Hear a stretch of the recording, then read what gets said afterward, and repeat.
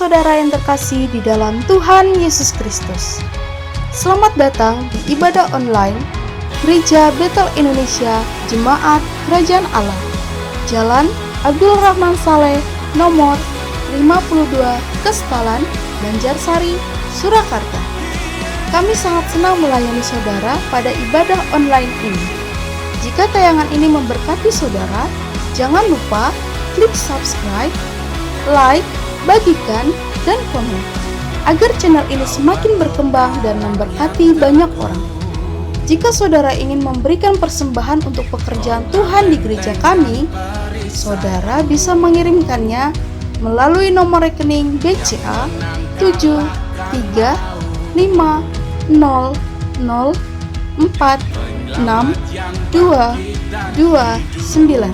atas nama GBI Abdul Rahman Saleh, atau saudara dapat memasukkan ke tempat persembahan di gereja. Hendaklah masing-masing memberikan menurut kerelaan hatinya, jangan dengan sedih hati atau karena paksaan, sebab Allah mengasihi orang yang memberi dengan sukacita, dan Allah sanggup melimpahkan segala kasih karunia kepada kamu, supaya kamu senantiasa berkecukupan di dalam segala sesuatu dan malah berkelebihan di dalam pelbagai kebajikan. 2 Korintus 9 ayat 7-8. Kami ucapkan terima kasih atas perhatiannya dan selamat beribadah. Tuhan Yesus memberkati. Kami percaya mengurapi setiap kami. Kami ucap syukur karena kebaikan-Mu, karena kasih-Mu sepanjang hidup kami, Tuhan. Kami tak mau lihat ke belakang, kami menatap ke depan rencana-Mu yang besar bagi kami, Tuhan. Kami percaya Engkau punya rencana yang besar, yang baik, yang sempurna dalam setiap kehidupan kami. Dan kasih setiap kami, Tuhan, setiap gereja-Mu, Tuhan. Kami rindu Engkau, Tuhan, hadir di tempat ini. Kami rindu menyembah meninggikan Engkau. Kami rindu, Tuhan, Engkau menjamah setiap kami. Kami rindu meninggikan nama-Mu, Tuhan. Biarlah lewat pujian kami, lewat penyembahan kami, Engkau ditinggikan, Engkau diagungkan, Engkau dipermuliakan, Tuhan. Terima kasih, Tuhan. Persiapkan setiap kami untuk menerima juga firman-Mu, Tuhan. Buka hati kami, buka hati untuk firman-Mu, Tuhan. Biarlah firman-Mu menjadi kekuatan bagi kami, menjadi penghiburan bagi kami, menjadi kekuatan dalam setiap hidup kami. Setiap langkah hidup kami, Tuhan, seturut kehendak-Mu. Kami percaya, kami yakin, Tuhan, hari ini adalah hari yang Kau berkati. Terima kasih, Tuhan, sertai setiap kami, sertai setiap pemuji, setiap pemusik, setiap jemaat-Mu. Kami percaya hadirat-Mu yang ada di tempat ini. Kami siap terima anugerah yang terbesar dalam setiap hidup langkah hidup kami, Tuhan. Terima kasih. Segala hormat, puji, kemuliaan hanya bagi Tuhan. Supaya diberkati, katakan amin.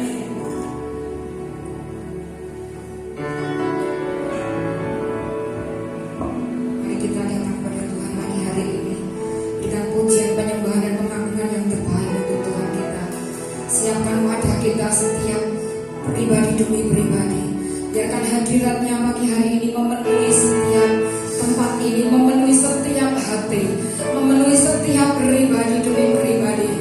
Firman Tuhan berkata, pujilah Tuhan hai jiwaku, oh, dan ceritakanlah perbuatannya yang besar. Oh, pagi hari ini Tuhan, kami mau berkatakan, hai jiwaku pujilah Tuhan, hai jiwaku pujilah Tuhan, hai jiwaku pujilah Tuhan, dan maskurkanlah perbuatannya yang besar dan ajaib. Kami mau Tuhan menyembah Kau, kami rindu Tuhan memuji Kau.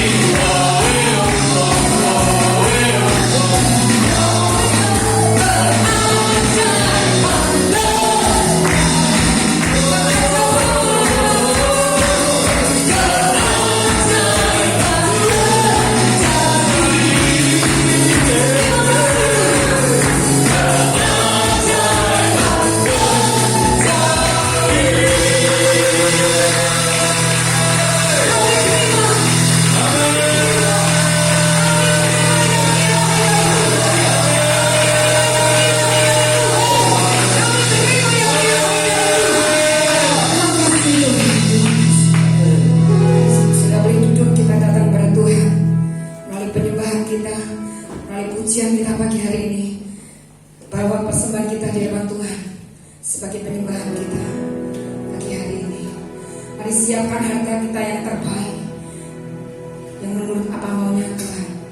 Dan pagi hari ini kita datang, kita bawa persembahan kita bawa penyembahan kita, supaya boleh berkenan di hadapan Tuhan.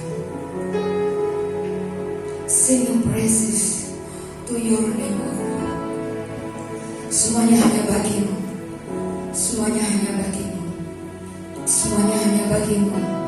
Bagi Tuhan pujian kami, bagi Tuhan persembahan kami, bagi Tuhan penyembahan kami. Oh, terima kasih. Mari kita naikkan pujian kita bersama dengan persembahan kita pagi hari ini. Mari pelayan persembahan boleh langsung. Singing praises to your name, all our praises to your name, all for your name is great and greatly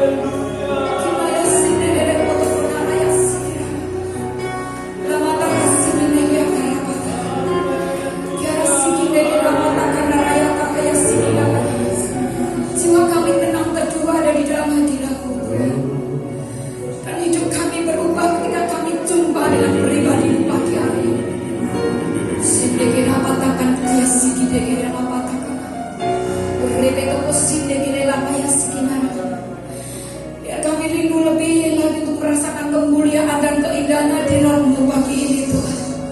Sehingga kami menanti-nantikan Tuhan Allah kami, penyelamat kami, pemimpin kami. Kini kita Maraya sini kita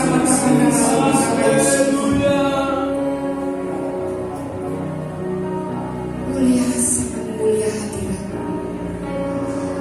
Biar setiap pagi mulia ada di dalam menjadi tempat kesukaan untuk berdiam di sini Tuhan.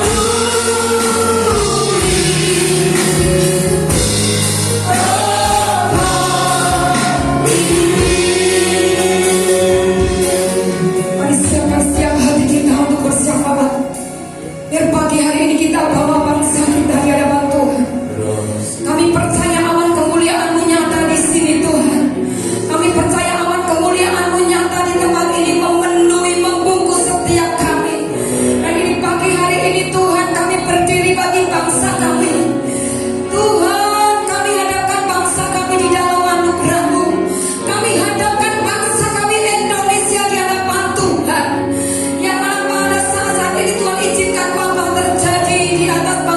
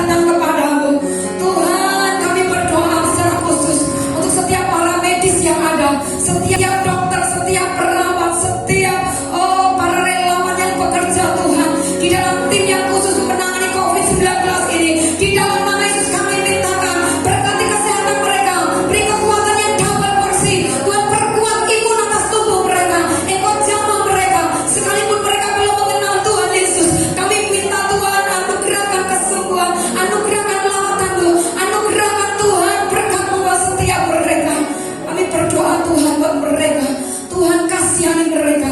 Berbelas kasihan buat mereka Tuhan. Beri kekuatan, beri kesehatan yang baik, supaya mereka boleh sama-sama bekerja sama Tuhan untuk menangani semua wabah ini. Kami berdoa dalam nama Tuhan Yesus. Berkati, tolong mereka, sertai mereka Tuhan, supaya mereka boleh menjalankan tugas mereka dengan baik, dan mereka pun boleh diluputkan dari penyakit ini. Kami berdoa dalam nama Yesus untuk setiap tim kesehatan semuanya Tuhan. Oh, baik cleaning service mereka yang khususnya Tuhan menghadapi setiap sampah-sampah yang di mana situ ada banyak penyakit dan kuman. Tuhan berkati mereka, beri kesehatan, beri kekuatan yang double porsi, berikan imun yang baik Tuhan. Kami berdoa di dalam nama Yesus. Kami memberkati mereka di dalam nama Yesus. Dan anugerah keselamatan turun atas setiap mereka. Biar lawatan Tuhan, jalan Tuhan terjadi buat setiap mereka. Terima kasih Tuhan. Kami serahkan pemerintahan bangsa kami, Pak Jokowi beserta Pak Maruf dalam tangan-Mu. Buat setiap jajaran kabinet yang ada, kami serahkan ke dalam tangan-Mu. Biar mereka boleh melakukan setiap tugas mereka dengan hati yang sungguh-sungguh melayani dan mengayomi. Satu tujuan untuk bersama-sama kemakmuran dan keadilan buat bangsa kami. Karena kami percaya rencana-Mu harus terjadi buat bangsa kami. Rencana-Mu harus terjadi buat bangsa kami. Bangsa ini dikuasai oleh Roh Tuhan. Bangsa ini dimuliakan di antara bangsa-bangsa yang lain. Bangsa ini menjadi bangsa yang terpuji, yang terhormat, dan termasyhur di antara bangsa-bangsa. Sebab tangan Tuhan sendiri yang mengerjakan buat bangsa kami. Terima kasih Tuhan, terima kasih. Kami serahkan Tuhan sepenuhnya. Oh, bangsa kami Indonesia dalam tangan-Mu. Kami serahkan semuanya, TNI, Polri, semua jajaran pemerintahan yang ada. Di dalam nama Yesus kami berikan blessing buat mereka. Kami berkati mereka Tuhan. Dan kami perkatakan Indonesia adil, Indonesia makmur, Indonesia sejahtera. Terima kasih Tuhan, terima kasih. Semuanya bagi-Mu, semuanya untuk Tuhan. Dan bangsa kami akan memuliakan nama-Mu Tuhan. Terima kasih Tuhan, terima kasih Tuhan. Diberkati Kau Tuhan dengan pujian kami, diberkati Kau dengan penyembahan kami pagi hari ini. Dan doa kami naik di hadapan-Mu, dan Tuhan menjawab. Kami bersyukur pada-Mu Tuhan. Haleluya.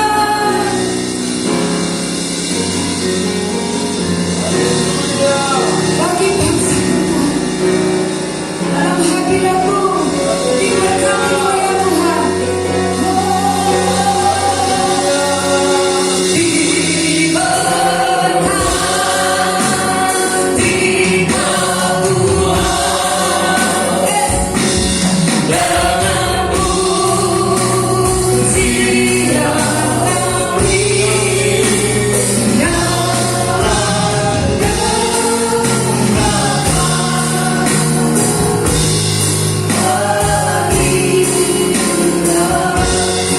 Maka kami mau membawa persembahan kami kepada-Mu, semacam syukur persepuluhan yang menjadi milik Engkau kami kembalikan kepada-Mu Tuhan. Kami serahkan setiap persembahan dan Tuhan perpuluhan Tuhan kepada-Mu Tuhan. Engkau menakar setiap hati kami, setiap umat-Mu Tuhan. Engkau menilai mereka dan kami percaya biarlah timbangan yang Kau dapati atas mereka adalah timbangan yang mantap, timbangan yang diberkati, timbangan yang dipenuhi dengan kemurahan dan anugerah Tuhan. Terima kasih Bapak, terima kasih kami serahkan Tuhan persembahan ini kepada-Mu. Tuhan berkati, Tuhan urapi, Tuhan pakai untuk pelebaran kerajaan-Mu. Setiap tangan-tangan yang sudah mempersembahkan, kiranya Tuhan Ku kembalikan berlipat kali ganda. Mujizat keajaiban terjadi atas setiap Tuhan anak-anak-Mu di tempat ini. Di dalam nama Yesus, berkati juga hamba-Mu yang melayani persembahan. Berkati pelayanan, pekerjaan, rumah tangga, masa depan, dan kesehatan di dalam nama Yesus. Kami berdoa dan bersyukur. Haleluya. Amin. Silakan duduk. Silakan duduk.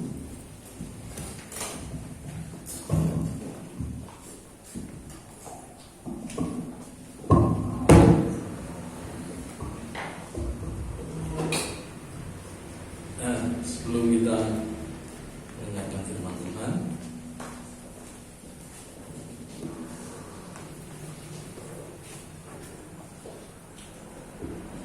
ya,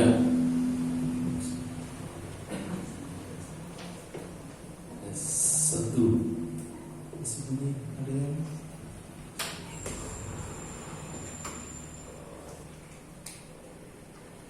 ya, saudara kita akan berdoa. berdoa hari ini untuk Ibu Ratna yang hari ini saya dengan sakit ya.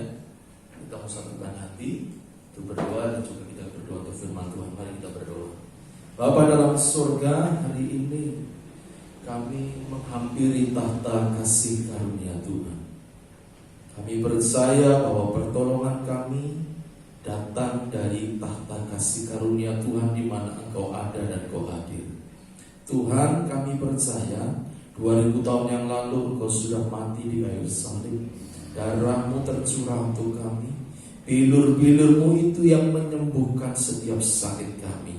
Hari ini kami berdoa untuk Bu Ratna, apapun sakitnya Tuhan, hari ini di dalam nama Yesus Engkau angkat setiap sakit penyakit. Oh Tuhan, di dalam nama Yesus Engkau sembuhkan hamba-Mu ini Tuhan. Kami juga berdoa hari ini kiranya damai sejahtera Kristus yang melampaui segala akal pikiran manusia hadir dalam hidupnya, sehingga membuat tubuhnya sehat, tubuhnya segar, diberkati Tuhan. Kami percaya hari ini juga urapan Tuhan mematahkan setiap kutuk kelemahan tubuh di dalam nama Yesus. Kami percaya sehingga hamba-Mu boleh mengalami kuasa-Mu, kesembuhan yang dari Tuhan, dan kembali memuliakan nama Tuhan. Di dalam nama Yesus kami juga menyerahkan firman Tuhan hari ini Tuhan. Mari Tuhan berbicara kepada kami. Tuhan urapi kami, urapi hati kami, pikiran kami, sehingga kami boleh mengerti apa yang menjadi kehendak Tuhan bagi kami. Dalam nama Tuhan Yesus kami berdoa dan bersyukur dan diberkati. Katakan bersama. Amin.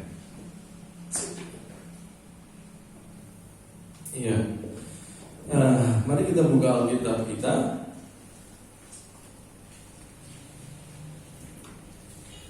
Kita buka di dalam kitab 2 Raja-Raja 4, saudara. 2 Raja-Raja 4 ayat 1 sampai ayat yang ke-7. Waktu tadi dalam doa syafaat, saudara, tiba-tiba saya diingatkan ya tentang pembukaan meterai di kitab Wahyu, kalau salah ya, Wahyu pasal yang ke-6, mana akan muncul kuda ya, kuda putih, kuda hitam, kuda merah, lalu kuda kuning hijau.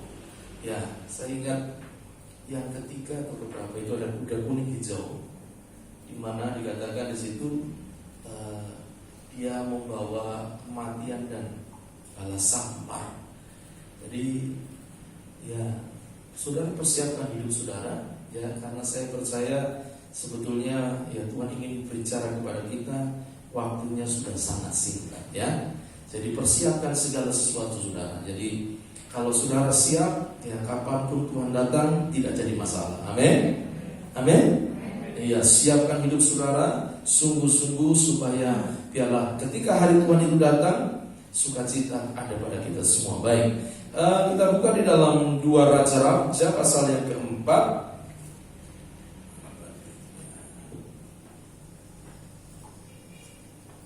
ayat 1 sampai ayat yang ke-7. Ya, sudah dapat semua? Sudah dapat semua? Amin. Amin ya. Kita akan baca. Sudah bisa baca kelas kan? Bisa baca kelas ya. Karena pakai masker gitu ya. Baik, saya akan bacakan bagi kita semua. Dikatakan demikian. Minyak seorang janda, salah seorang dari istri-istri para nabi, mengadukan halnya kepada Elisa sambil berseru, "Hambamu, suamiku sudah mati, dan engkau ini tahu bahwa hambamu itu takut akan Tuhan. Tetapi sekarang penagih hutang sudah datang untuk mengambil kedua orang anakku menjadi budaknya." Jawab Elisa kepadanya, "Apakah yang dapat ku perbuat bagimu? Beritahukanlah kepadaku apa-apa yang kau punya di rumah." Berkatalah perempuan itu, "Hambamu ini tidak punya sesuatu apapun di rumah kecuali sebuah buli-buli berisi minyak." Lalu berkatalah Elisa, "Pergilah, mintalah bejana-bejana dari luar daripada segala tetanggamu bejana-bejana kosong, tetapi jangan terlalu sedikit. Kemudian masuklah pula pintu sesudah engkau dan anak-anakmu masuk, lalu tuanglah minyak itu ke dalam segala bejana, mana yang penuh angkatlah. Pergilah perempuan itu daripadanya, ditutup nyala pintu sesudah ia dan anak-anaknya masuk, dan anak-anaknya mendekatkan bejana-bejana kepadanya sedang ia terus menuang. Ketika bejana-bejana itu sudah penuh, berkatalah perempuan itu kepada anaknya, dekatkanlah kepadaku sebuah bejana lagi. Tetapi jawabnya kepada ibunya, tidak ada lagi bejana. Lalu berhentilah minyak itu mengalir. Kemudian pergilah perempuan itu memberitahukan kepada abdi Allah, dan orang ini berkata, pergilah, jualah minyak itu, bayarlah hutangmu, dan hiduplah dari lebihnya engkau serta anak-anak. Saudara, hari ini kita akan merenungkan bersama satu firman Tuhan, ya, kisah tentang bagaimana Nabi Elisa menolong seorang janda, ya, istri dari seorang, dikatakan di antara para nabi. Jadi pada waktu itu memang zaman Israel ada nabi utama, tapi juga ada nabi-nabi yang lain. Bahkan zaman itu ada namanya sekolah nabi, saudara. Jadi nabi itu sesuatu yang kalau ya sekarang kita sulit membayangkannya, tapi kalau waktu itu ada orang-orang yang memang mereka bagian dari pelayanan dan mereka dianggap sebagai nabi-nabi, meskipun bukan nabi-nabi yang utama, saudara. Nah, di antara istri di antara nabi-nabi itu ada yang mereka ketika dia ditinggal oleh suaminya, dia mengalami satu peristiwa yang berat sampai akhirnya dia berhutang, saudara, ya. Dan ketika dia berhutang, dia tidak bisa membayar hutangnya, lalu dia datang kepada Elisa, meminta tolong kepada Elisa. Dia berkata, hambamu, suamiku, ya, itu sudah mati, dan sekarang karena hutangnya ada banyak orang yang datang, bahkan karena tidak bisa membayar akan mengambil anak-anak mereka untuk dijadikan budak. Jadi ini sebuah posisi janda yang serba sulit, ya. Seorang janda kadangkala predikat janda saja bukan sesuatu yang menyenangkan, ya. Ada gunjingan, ada mungkin pembicaraan yang lain, kadang-kadang tidak dianggap dan lain sebagainya. Bahkan di sini secara keuangan pun janda ini sedang menghadapi problem, sampai akhirnya anaknya sedang ada di dalam keadaan terancam untuk diambil menjadi budak karena janda ini tidak bisa membayar hutang. Jadi saya pikir dia benar-benar putus asa. Dia benar-benar tidak punya jalan keluar, saudara. Untuk membayar hutang sudah tidak ada lagi. Bagaimana membayar hutang sampai anaknya terancam untuk diambil dan dijadikan budak, ya, oleh orang yang menghutangkan. Nah, yang menarik di sini, ya, ketika janda ini sedang dalam keadaan terpepet, ketika janda ini sedang dalam keadaan yang tidak ada jalan keluar, apa yang dilakukan oleh janda ini? Ya, biasanya kalau saudara sedang terpepet, tidak ada jalan keluar, apa yang saudara biasa lakukan? Menangis? Atau bingung? Terpepet nih. Wah, nggak ada jalan keluar. Biasanya kita melakukan apa? Marah-marah, ada ya kadang-kadang, ya. Jujur saja saudara, kalau kita kadang-kadang terpepet, saya kadang-kadang terpepet, emosi bisa muncul. Kok begini? Kok begitu? Ya. Banyak orang ketika dalam keadaan terpepet melakukan yang salah, melakukan yang keliru, ya. Melakukan tindakan-tindakan yang tidak tepat, sehingga apa? Merugikan diri kita sendiri. Tidak jarang keluarga terjadi konflik karena ada persoalan yang tidak bisa terpecahkan. Suami menyalahkan istri, istri menyalahkan suami. Bisa terjadi kayak gitu. Terjadi, terjadi, apalagi jujur urusan jien ya, itu urusan yang rumit sekali, ya. Hari-hari ini banyak orang sedang bergumul tentang urusan satu, banyak usaha yang sedang menghadapi persoalan. Belum ini waktunya untuk masuk sekolah ya. Yang punya anak masuk sekolah pasti berpikir apa? Bayar sekolah, ya kan? Aduh, ini bayar sekolah, apalagi kalau mungkin mulai sekolahnya atau kuliahnya keluar kota. Bukan hanya bayar sekolah, mikir nanti kalau kuliahnya keluar kota, kosnya bagaimana. Ya, kalau kos berarti bicara tentang bagaimana nanti bayarnya, cari kosnya, makannya, hidupnya bagaimana, transportasinya bagaimana. Nah, saudara, kadang-kadang itu membuat banyak orang keputus asa dan kehilangan cara, dan akhirnya justru konflik terjadi dan masalah justru semakin besar. Tapi perhatikan janda ini, ketika dia menghadapi situasi yang benar-benar sulit, apa yang dilakukan oleh janda ini? Dikatakan ayat pasal yang keempat ini, ayat yang pertama, janda ini mengadukan halnya kepada siapa? Nabi Elisa. Ya, janda ini datang ke alamat yang benar, yaitu kepada abdi Allah, kepada Nabi Tuhan Elisa, di mana Nabi adalah representasi daripada kehadiran Allah. Nabi adalah orang yang dipakai untuk menjadi penyambung lidah Allah.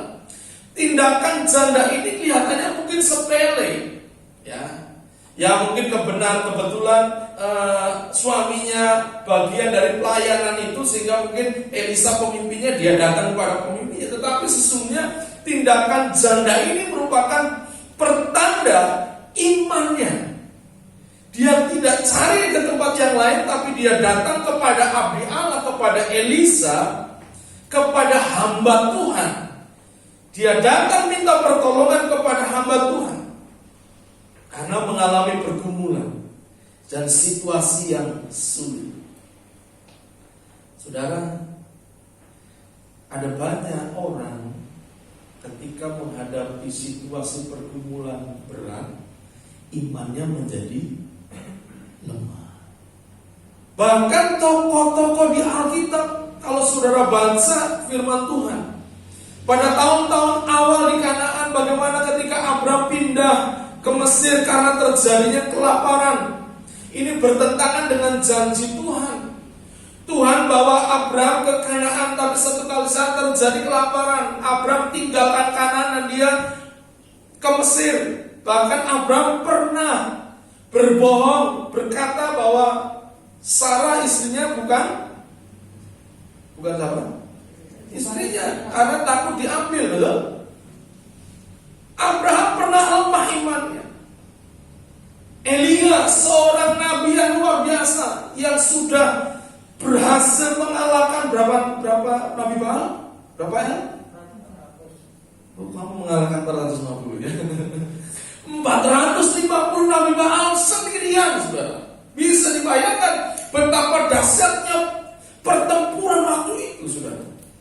Dia kalahkan 400 nabi Baal, tapi dengar, oleh seorang wanita takut oleh seorang yang bernama siapa?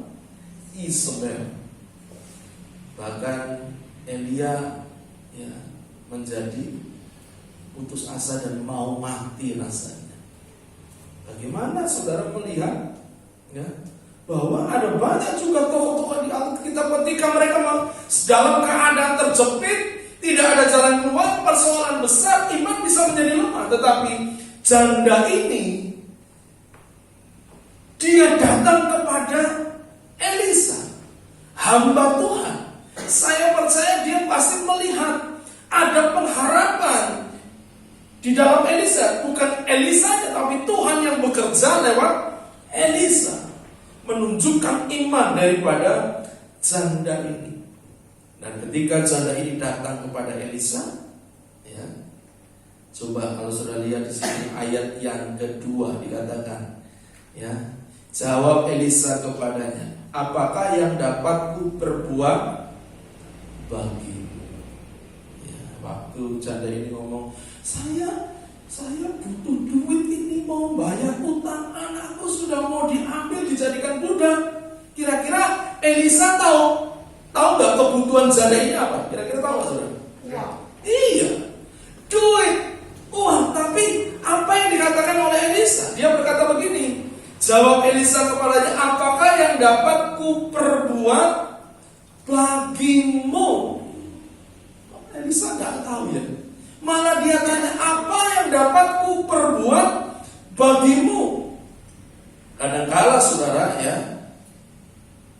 mujizat itu sebetulnya datangnya tidak jauh dari kita sebetulnya. Ada di sekitar kita. Elisa ingin tahu seberapa sih iman orang ini. Elisa ingin tahu apa yang mau bisa dilakukan oleh perempuan ini. Dia bertanya, apa yang dapat kulakukan bagimu? Lalu apa lagi perkataan Elisa? Berikutnya, beritahukanlah kepadaku apa-apa yang kau punya di rumah.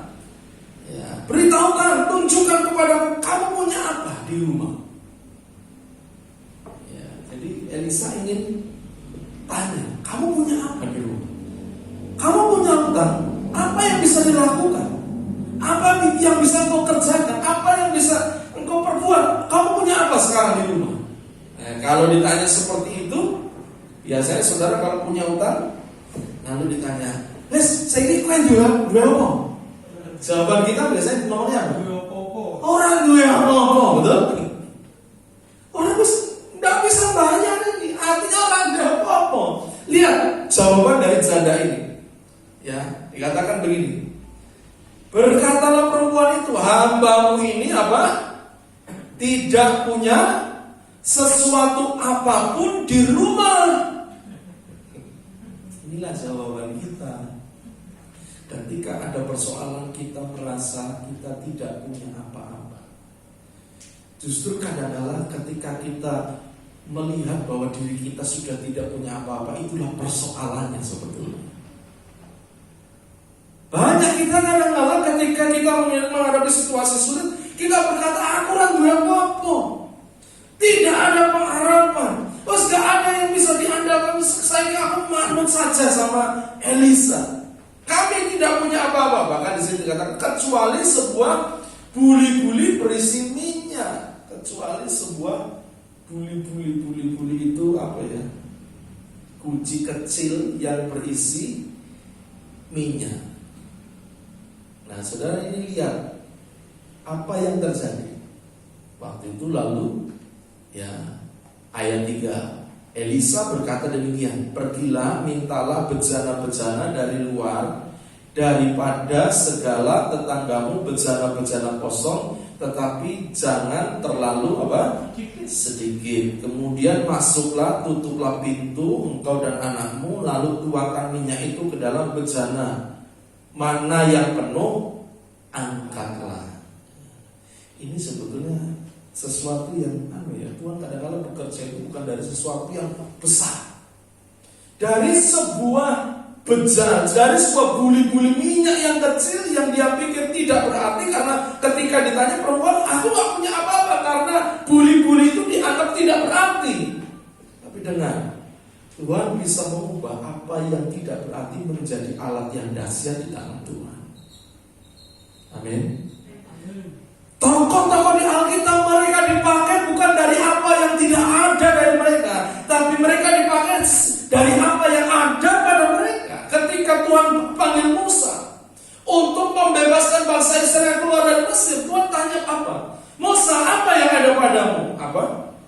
Tongkat. Sebuah tongkat biasa yang biasa untuk kambing domba. Dia bukan seorang tentara yang punya senjata yang hebat, punya pedang yang hebat, punya mungkin tombak yang hebat, enggak. Tapi dia seorang gembala sederhana yang dia punya hanya tongkat. Tapi dengar, lewat tongkat itu laut merah terbelah.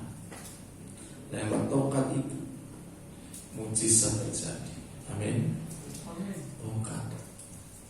Jangan anggap sepele apa yang Tuhan percayakan dalam hidup saudara, sekecil apapun. Karena lewat hal itu Tuhan bisa buat sesuatu yang dahsyat dan luar biasa. Ada banyak orang dipakai, Paulus dipakai lewat apa yang ada pada dia. Dengan hikmatnya, dengan pengetahuannya akan hukum Taurat, Paulus dipakai Tuhan. Kalau saudara baca tulisan-tulisan Paulus, sangat kuat warna apa? Pengetahuannya tentang Taurat, tapi beda dengan Petrus, seorang yang sederhana. Tapi dengar, meskipun Petrus seorang yang sederhana, dia tetap dipakai Tuhan dengan caranya yang ajaib. Ya, memang akhirnya berbeda panggilan antara Petrus dengan Paulus, tapi tetap Tuhan bisa pakai siapapun dan apapun keadaan kita. Waktu Daud melawan Goliat, apa yang dipakai oleh Daud? Ketapel. Ya. Naaman disembuhkan dari kustanya. Bagaimana caranya? Hanya ditenggelamkan. Kalau dipikir nggak masuk nalar, mau ditenggelamkan di air sungai yang kotor itu, ditenggelamkan sembuh. Kadang-kala cara Tuhan itu sederhana, tetapi kadang-kala kita yang membuatnya menjadi rumit gitu kan. Kita pengen mengalami pertolongan mujizat Tuhan, kadang-kala kita yang membuatnya di pikiran kita. Tuhan itu begitu rumit. Oh mungkin harus begini, oh mungkin harus enggak, saudara. Cara Tuhan itu kadang-kala amat sangat sederhana, simple. Ketika Elisa bertanya kepada janda, dia nggak bertanya tentang apa yang tidak ada pada janda. Mungkin kamu punya kenalan siapa yang bisa kamu pinjemin gitu ya, atau kamu bisa pergi kemana, nanti kamu coba cari orang. Enggak, dia hanya tanya apa yang ada pada. Nah kadang-kadang kita yang menutup mata untuk melihat sesuatu, ada potensi sebetulnya ada dalam diri kita. Meskipun itu kecil, mari kita belajar percaya. Meskipun dengan pekerjaanmu sederhana, tapi bagi Allah tidak ada perkara yang mustahil untuk memberkati saudara. Amin. Mungkin kau berkata pekerjaanku ini tidak ada. Aduh, dia dipikir kerjaan apa sih ini? Gak ada hasilnya, hanya sepele. Dengar, meskipun itu hanya buli-buli kecil minyak, tapi akhirnya bisa diberkati dan dipakai untuk menolong janda dan anaknya terlepas dari persoalan yang ada. Saudara, apa yang saudara punya hari ini? Apa yang saudara punya? Ikan.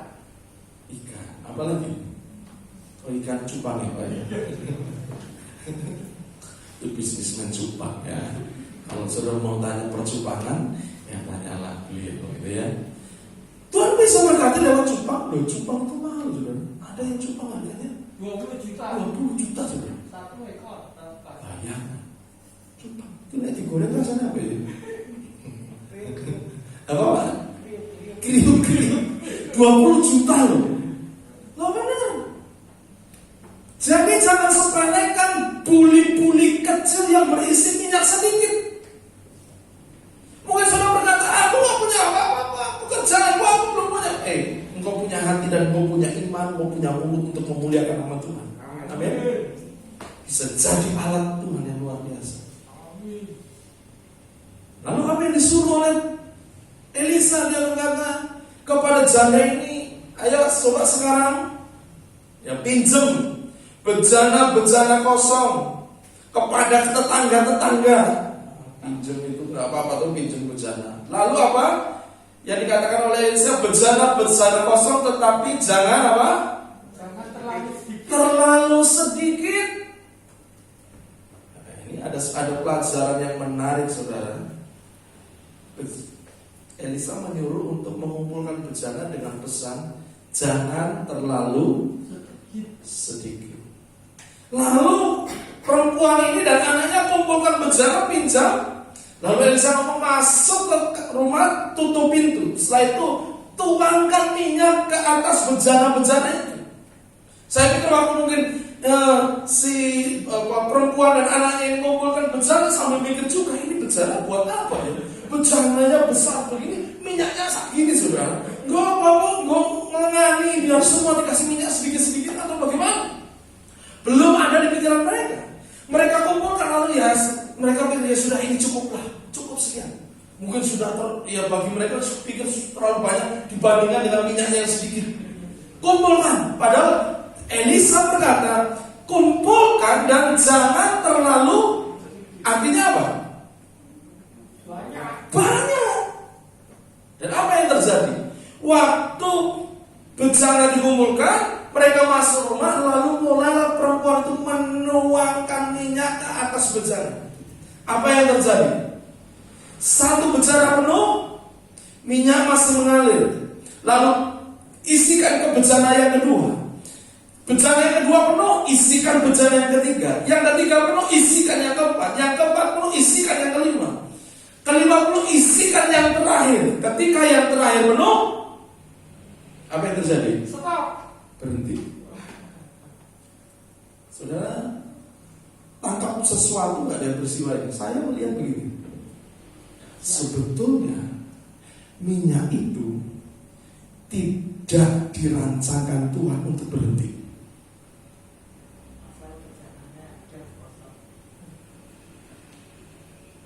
Minyak itu gambaran apa? Pada waktu itu minyak itu sesuatu yang mahal. Itu digambarkan seperti black gold, emas hitam, nilainya tinggi. Apalagi minyak zaitun gitu ya, itu dipakai untuk banyak hal, untuk kesehatan, untuk memasak, dipakai banyak hal di sana. Itu minyak yang luar biasa. Bahkan sampai hari ini dipercaya minyak zaitun itu mengandung khasiat yang luar biasa. Minyak sesuatu yang mahal. Artinya apa? Berkat Tuhan. Inilah kecukupan yang dari Tuhan. Sebetulnya kalau kita baca kisah ini, Tuhan tidak, atau lewat Elisa, Tuhan tidak punya rancangan untuk menghentikan minyak itu. Minyak itu akan terus mengalir. Selama masih ada tempat, minyak itu terus mengalir. Tetapi berhenti ketika wadahnya sudah tidak ada lagi. Artinya saudara, sebetulnya berkat Tuhan itu tak terbatas untuk kita. Seperti minyak, asal ada tempatnya, minyak ini akan berhenti. Kalau tempatnya 100, kira-kira 100 berhenti nggak? Enggak. Ditambah lagi, enggak berhenti. 1000, enggak berhenti. Berhenti ketika wadahnya sudah penuh dan tidak ada wadah lagi. Sudah lihat bahwa sebenarnya Tuhan itu tidak membatasi minyak diberikan kepada janda itu, tidak membatasi. Luar biasa saja. Enggak dibatas. Kalau disediakan tangki, iya, saya kali Pak Yusuf kali tangki. Itu minyak barkol, Pak. Iya, mungkin segitu. Ya setangki. Betul nggak? Artinya sebetulnya saudara, apa sih yang membuat mukjizat dalam kehidupan kita kadang-kadang seolah terbatas? Apa sih saudara? Wadahnya. Kalau saya lihat wadah ini, wadah bicara apa sih? Wadah bicara apa saudara? Wadah itu bicara tentang pikiran kita atau pengenalan kita kepada Tuhan. Ketika engkau mengenal Tuhanmu yang kecil, maka engkau hanya mengalami kuasa yang kecil. Tapi ketika engkau mengenal Tuhanmu sanggup melakukan perkara yang besar, maka engkau akan mengalami perkara yang besar. Itulah wadahnya. Pengenalanmu akan siapa Tuhanmu. Ada banyak kita kadang-kadang kalau berdoa, Tuhan berkati aku, jadikan ya tokoku ini jadi toko yang lumayan lah Tuhan. Ya, sehingga ketika buat toko, nama tokonya toko lumayan. Apalagi orang Jawa, ya sakma diorus lah, cukup mawon. Cukup. Nggak usah neko-neko, cukup begini saja Tuhan. Berkati anak-anak Tuhan, cukup saja. Nggak usah tinggi-tinggi sekolahnya. Yang penting nanti iso nyambut gawe apapun kerjaannya nggak apa-apa. Itu karena apa? Kita mengenal Allah, kita mungkin Allah yang lumayan. Saudara kenal Allahmu yang seperti apa? Allah yang lumayan atau Allah yang lebih dari cukup? Itu akan menentukan seberapa besar engkau mengalami kuasa Tuhan, berkat Tuhan dalam hidup saudara. Semua bergantung itu. Kapasitas apa? Hidup kita itu bergantung pengenalan kita, pengertian kita tentang siapa Tuhan itu. Tuhan itu mampu berubah apa sih? Seorang anak kalau tahu ayahnya mampu berbuat sesuatu, pasti akan beda, saudara. Ada satu cerita, ya saudara mungkin pernah dengar di sebuah air terjun Niagara ini. Ada seorang akrobator yang dia suka bikin akrobat di pertunjukan. Dia berjalan di kawat yang dibentangkan dari ujung sana ke ujung sini di Niagara. Dia berjalan sampai mungkin bawa tongkat begini, pulang pergi, setelah pulang pergi, lalu dia bawa seperti buat barang itu namanya troli gitu ya, yang rodanya bisa berjalan di atas kawat baja itu. Dia bawa, dikasih beban ke sana. Lalu dia ngomong kepada penontonnya, penonton bisa percayakan kau bahwa aku bisa membawa beban ini bolak-balik sana. Penontonnya yakin percaya ya, lalu dia berhasil akhirnya membawa beban troli itu dari ujung sini ke sana lalu balik lagi. Setelah balik sini lalu dia tanya, percaya nggak saya bisa membawa seorang untuk jalan ke sana lalu kembali ke sini? Percaya. Ada yang mau? Kalau saudara kira-kira diajak itu bagaimana? Mikir saudara, boleh. Tapi tiba-tiba ketika semua penonton mungkin terkesima atau takut begitu, ada seorang anak kecil berkata, aku percaya, aku mau. Lalu anak ini ditaruh di atas troli itu, dia dibawa oleh seorang akrobat itu, dan ternyata dia berhasil sampai ujung sana kembali dengan selamat. Anak ini luar biasa. Kok berani-beraninya loh ya? Kok mau-maunya loh ya? Ini terjadi apa-apa bagaimana? Selidik punya selidik, ternyata anak ini memang anaknya dari yang akrobat ini. Dia tahu benar ayahnya mampu, makanya dia berani mempercayakan diri sepenuhnya kepada ayahnya. Pengenalannya kepada ayahnya itulah yang membuat dia berani percaya kepada ayahnya. Jadi saudara, pengenalan kita akan Tuhan itu menentukan seberapa sebetulnya engkau akan mengalami anugerah dari Tuhan. Kalau kau hanya percaya Tuhan bisa menolong hal yang kecil, yang kau hanya alami. Tapi kalau kau percaya Tuhan bisa melakukan hal-hal yang besar, engkau ya akan mengalami hal yang besar. Kadang-kadang saudara, jujur, mata kita ini seperti janda. Kita hanya melihat apa yang ada pada kita, dan kalau kita melihat itu hal yang kecil, kita berpikir, aku gak bisa apa-apa ya. Aku hanya punya sebuli minyak, sudah gak bisa apa-apa. Mari hari ini kita memandang siapa Allahmu. Seperti alam itu yang menentukan seberapa aku akan menikmati sesuatu dari Tuhan. Kadang-kadang dulu saya sering cerita ya, ketika saya dengan istri saya ya, pernah satu kali saat saudara kita jalan, waktu itu mobil mobil saya naik van train itu, saya ngomong, Tuhan kapan ya bisa dapat mobil yang lebih baru, yang lebih baru. Kita ngomong ketoke nek dhewe tuku ora iso, nek tuku ya wis percaya Tuhan mampu.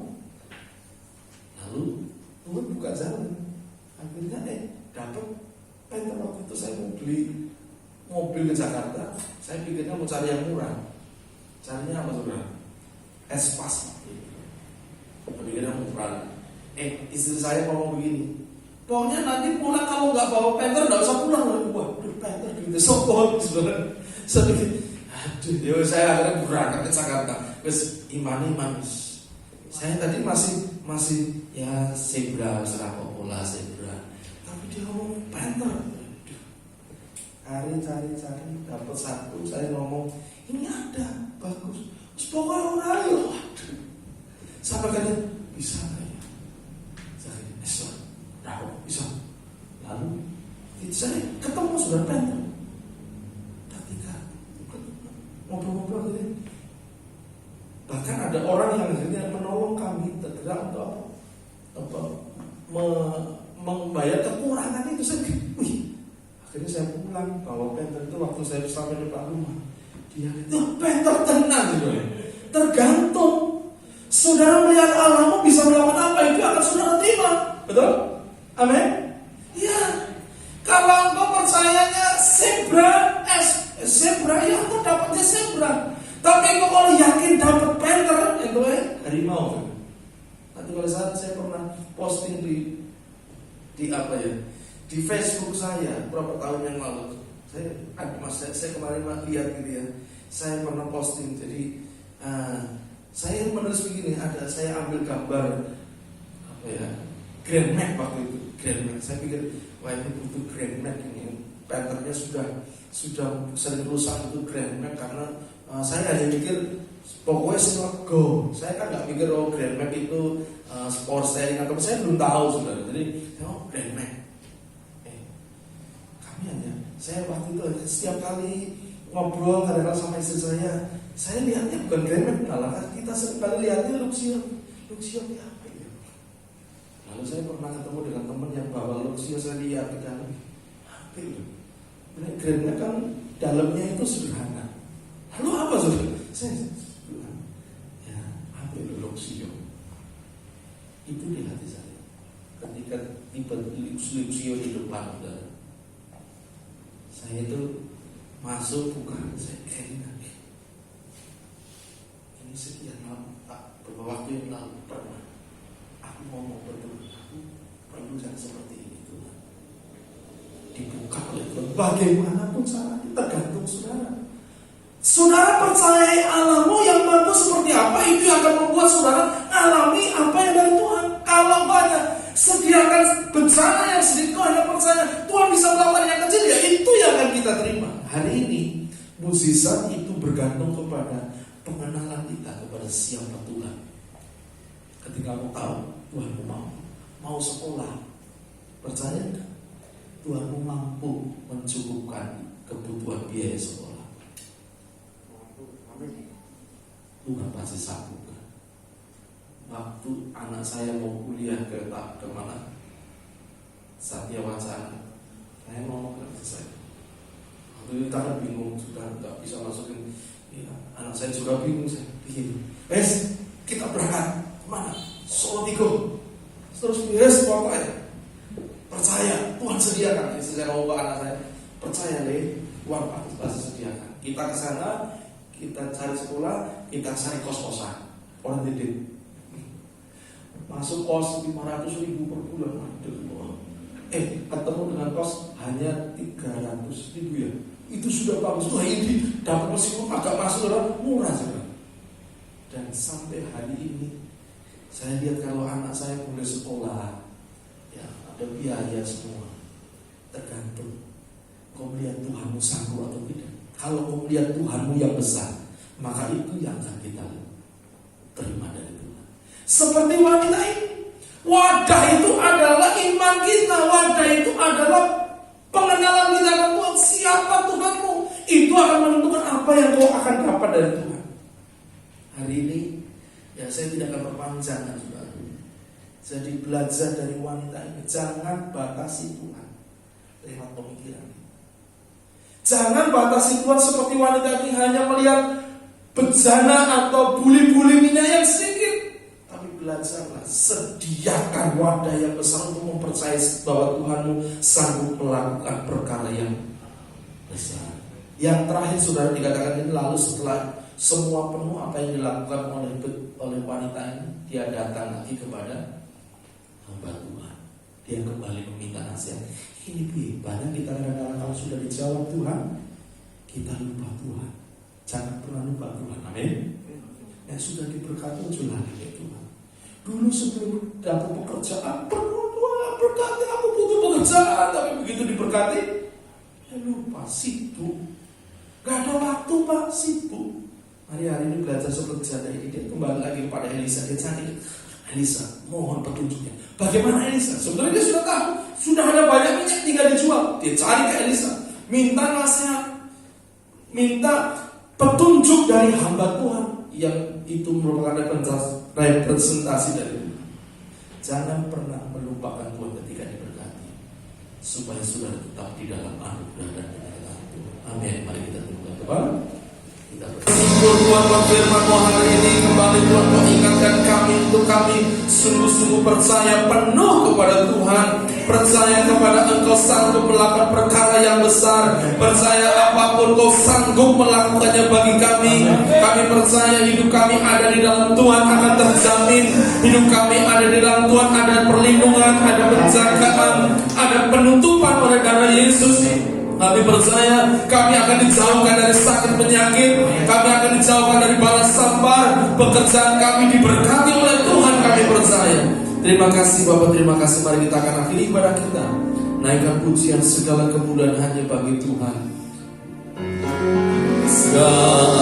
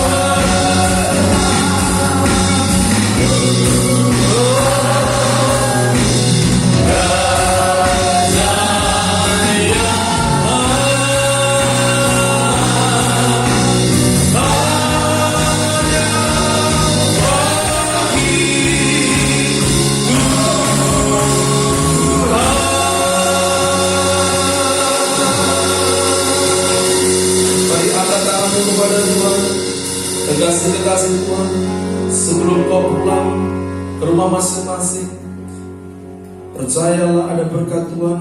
Angkat tanganmu, yakini Tuhan memberkati hidupmu. Diberkatilah oleh Tuhan, diberkatilah pekerjaanmu oleh Tuhan, diberkatilah masa depanmu oleh Tuhan, diberkatilah kesehatanmu oleh Tuhan, diberkatilah keluargamu oleh Tuhan, anak cucumu diberkati oleh Tuhan.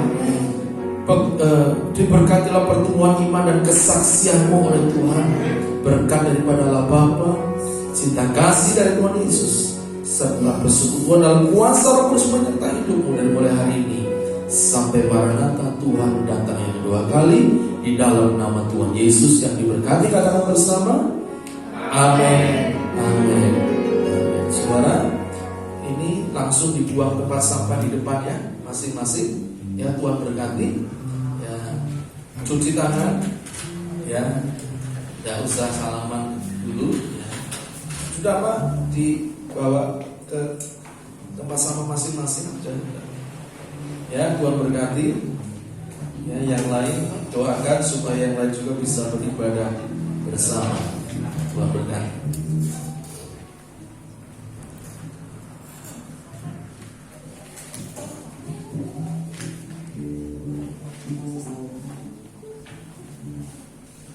Fit, mamamu sakit apa, Fit?